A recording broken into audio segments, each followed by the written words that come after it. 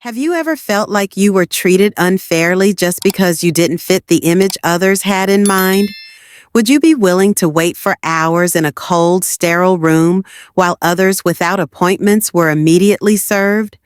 No matter who you are, that feeling makes you ask yourself, do I truly deserve to be treated with the respect I'm owed? In this story, a man dressed in simple attire arrives at a bank for a pre-scheduled meeting, only to be kept waiting for hours. But was it just an oversight? Or was it something deeper, something unseen? A quiet act of discrimination? What will he do when he realizes that this delay isn't just a mistake, but an unspoken judgment? Follow this gripping and thought-provoking story and share your thoughts on how we treat one another in society. Don't forget to subscribe so you never miss a powerful story like this one. Nicholas Hill stepped into Highland Crest Bank with the quiet confidence of a man who understood his worth. His sharp suit and leather briefcase signaled that he wasn't here to waste time. Yet he also wasn't here to make a scene. He was a man of patience, accustomed to high-stakes meetings without breaking a sweat. Today's meeting with Rosie, a senior banker, had been scheduled well in advance, and everything was in place. The bank's grand lobby exuded luxury and power. A polished reception desk gleamed under soft golden lighting, thick carpets cushioned every step, and modern paintings lined the walls, a silent testament to the elite clientele this institution catered to. Nicholas sat calmly, watching the flow of people coming and going. He reassured himself that everything would be fine, but as time passed, a different feeling settled in his chest. 10 minutes, 20 minutes, 30 minutes. A flicker of doubt crept in. The glass doors swung open and shut as customers entered and exited, some familiar faces, others stopping by for quick transactions. But for Nicholas, time stood still. People who arrived long after him, without appointments, were greeted with warm smiles and swiftly escorted into private rooms. Some didn't even bring the necessary paperwork, yet they were welcomed without hesitation. Meanwhile, Nicholas, who had confirmed his meeting in advance, remained invisible. He glanced at the front desk, where Charlie, a neatly groomed receptionist with a professional but emotionless demeanor, remained fixated on her screen. She typed away, never once looking up, as if completely unaware that he was still waiting. Nicholas took a deep breath, steadying himself. This wasn't the first time. He had faced situations like this before, overlooked, underestimated, treated as if he didn't belong. But today, something felt different. Another employee, dressed in a sleek dark suit, strode confidently toward the front desk. Without hesitation, Charlie greeted him with enthusiasm, exchanged a few polite words, and escorted him straight into a private meeting room. Nicholas clenched his jaw, feeling an unmistakable weight settle in his chest. Why was he being ignored? Was it because he didn't match the image of a typical client? Because he wasn't part of their inner circle? After an hour of silence, Nicholas made his decision. He rose, not hurriedly, not angrily, just deliberately. Approaching the front desk, he stood firm. The frosted glass doors of the meeting rooms remained shut, offering no sign of acknowledgement from the staff inside. "Charlie," he said, his voice calm yet unwavering. "Rosie should know I'm still waiting." Charlie barely glanced up, her fingers continuing to tap against the keyboard. "I'll check again," she said, her voice devoid of urgency, as if repeating a scripted response she had used 100 times before. It was the same excuse, a formality meant to pacify rather than resolve. Nicholas had had enough. This wasn't about waiting anymore. This was about being dismissed, not because he lacked status or financial power, but because of a quiet, unspoken bias. He refused to let it slide. Instead of returning to his seat like a forgotten shadow, Nicholas turned and walked straight toward the frosted glass doors. That's when everything changed. Nicholas Hill felt each passing minute tightening around him like a noose. His patience, something he prided himself on, was starting to crack. Sitting in the lobby of Highland Crest Bank, the soft golden glow from the decorative lights reflected off the glass, casting a warm ambiance. But to him, everything felt cold. People came and went, handshakes were exchanged, and fake smiles filled the air. Yet he remained seated, watching as walk-ins with no appointments were immediately ushered into private meeting rooms, while he, who had scheduled his appointment well in advance, was ignored without explanation. Nicholas had faced pressure before, but this time it felt different. Promises and processes meant nothing when discrimination built invisible walls, blocking his way. He couldn't sit still any longer. Rising from his seat, he strode to the reception desk, where Charlie, still fixated on her keyboard, continued typing, showing no acknowledgement of his presence. She didn't look up when he approached, her body language as dismissive as ever, as if he were nothing more than a minor inconvenience. "Charlie, I've waited long enough. Can you let Rosie know I'm here?" His voice was calm but sharp, his frustration barely concealed. Charlie, unsurprised, glanced up with an expression of utter indifference. "She's busy," she replied flatly, never making eye contact, her tone carrying no sense of urgency or concern. Nicholas could feel the tightness in his chest. The tension in the air was suffocating. Why was he tolerating this? He was a client, one who deserved the same courtesy as anyone else. But why was it so blatantly obvious that the rules were different for him? He stood there for a moment, resisting the urge to let his frustration boil over. But Charlie's cold indifference only made the situation worse. Nicholas had seen this before, where some were prioritized based on appearance, connections, or other factors that had nothing to do with merit. But this time, it cut deeper. "Then where should I wait?" His voice was firm, not submissive. He wanted acknowledgement, not permission. Charlie didn't even flinch. "Anywhere you want," she replied dismissively, as if she couldn't care less. That was it. Nicholas turned and walked back to his seat. But this time, he wasn't just waiting anymore. He was taking in every detail, every glance, every dismissive tone, every unspoken rule that kept certain people on the outside while others walked right in. Minutes passed, then more. No one came. No one offered an apology for the delay. No one acknowledged his presence. The silence around him was heavier than words. It wasn't just a waiting period.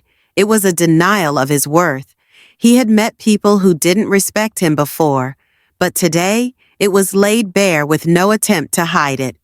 Just then, the front door swung open. A woman stepped in with effortless confidence, her designer handbag resting on her wrist as she strode directly to the reception desk. Nicholas watched as Charlie's entire demeanor transformed. She stood up immediately, her cold expression replaced by a warm, welcoming smile. "Good morning, Mrs. Lancaster," Charlie greeted, her tone soft and accommodating. Nicholas felt his stomach tighten. There it was, the proof.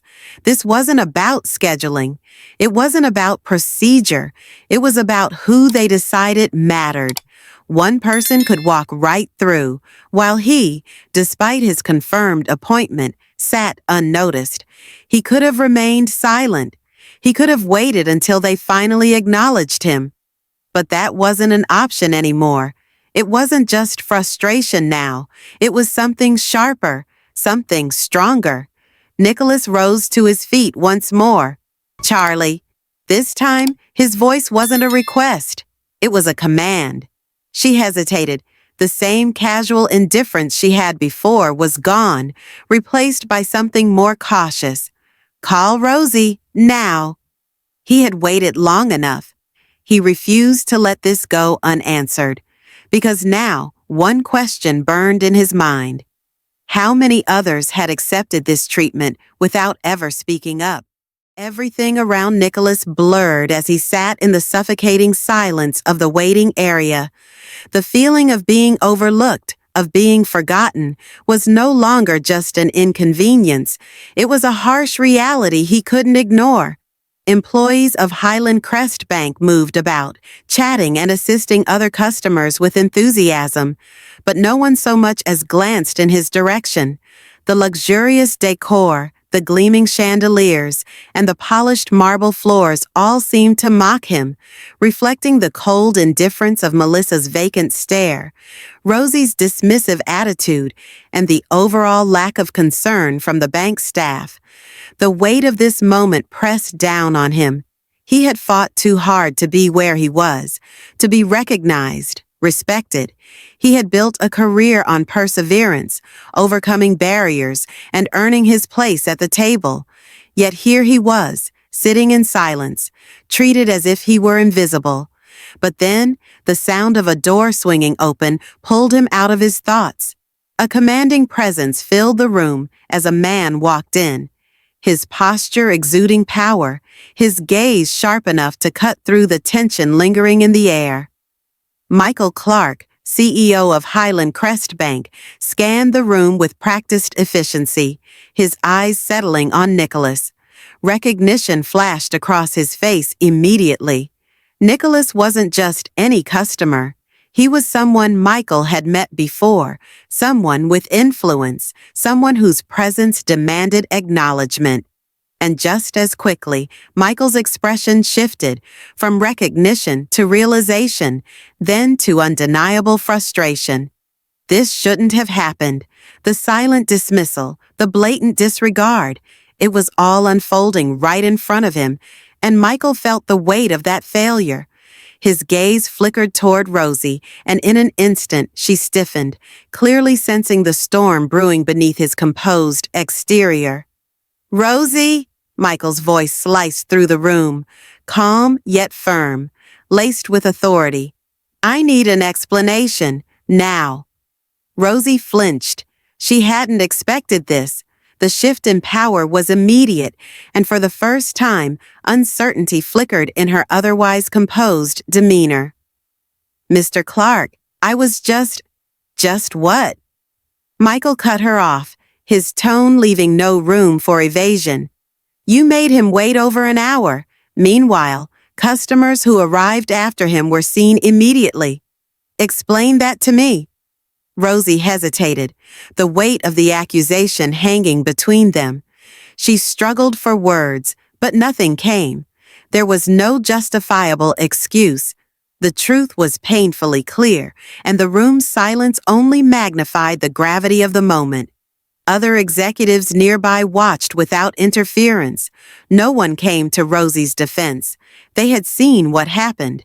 And now, with Michael addressing it so publicly, there was no escaping accountability. "This will not continue," Michael stated, his voice quieter now, but no less resolute.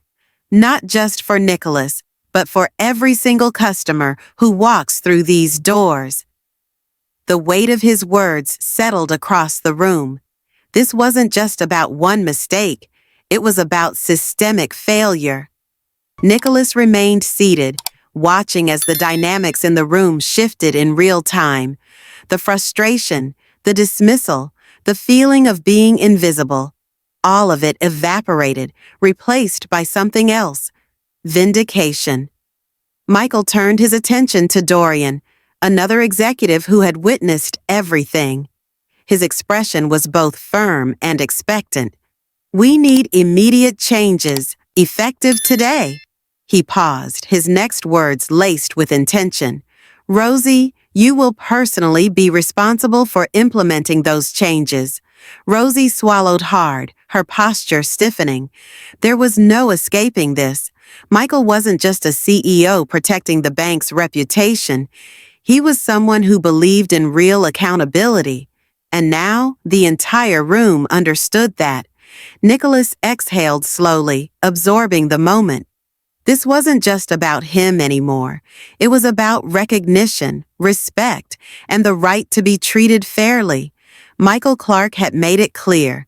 This culture of quiet discrimination would not stand. And for the first time since Nicholas walked into that bank, he felt something he hadn't expected. Hope. Because justice wasn't just about acknowledging what was wrong, it was about ensuring it would never happen again. In the tense silence of the room, Rosie stood motionless, her face pale under Nicholas's piercing gaze. Everything that had transpired over the past hour crashed down like a tidal wave, washing away the confidence she had carefully built. Guilt swelled within her, not just over her personal shortcomings, but over a deeper realization that she had been complicit in a system of discrimination without even recognizing it. "I'm sorry," Rosie finally said, her voice soft but sincere. She hesitated as she stepped closer to Nicholas, feeling an invisible barrier between them. How had she allowed this man to wait so long, treating him as though he didn't deserve the same level of service as the others? She looked into his eyes, not just seeking forgiveness, but striving to understand. How had she gone so long believing that unconscious bias could be excused in a world that prided itself on fairness? Nicholas met her gaze, and in his eyes there was no anger, only calm resolve and a trace of disappointment. He understood that people often failed to see the impact of their actions until they were forced to confront them. But he also knew that apologies alone weren't enough. Change required more than words. It required action, a shift in mindset, a commitment to doing better. "Thank you for your apology," he responded, his voice steady and deliberate. But change doesn't come from words alone. It comes from action, from treating every individual with respect, regardless of who they are, where they come from, or whether they have an appointment or not. His words hung heavy in the air, a declaration of the values he held above all else: dignity and fairness. These weren't just principles for customers. They were principles for everyone who walked through these doors, employees included. Rosie listened in silence, her head slightly bowed, acknowledging the weight of his words. It wasn't just a message for her, it was a message for everyone in the room. A shift occurred, subtle yet profound, like a beam of light piercing through the darkness. For the first time, Rosie understood that fairness wasn't just a corporate slogan. It was a choice, a responsibility, a standard that had to be upheld in every interaction. "This isn't just about me," Nicholas continued, his gaze sweeping the room before settling back on her. "We all need to recognize that every action we take has an impact. Respect isn't a privilege we grant to others. It's a fundamental expectation we should demand for ourselves. And if we don't uphold that, how can we expect it in return?" His words resonated deeply within Rosie. She felt their weight as more than just a challenge. They were a call to action, a call to rethink, to reform, to reshape the culture within the bank. She realized that this moment wasn't just about making amends. It was an opportunity to create meaningful change, not just for herself, but for everyone who would walk through these doors.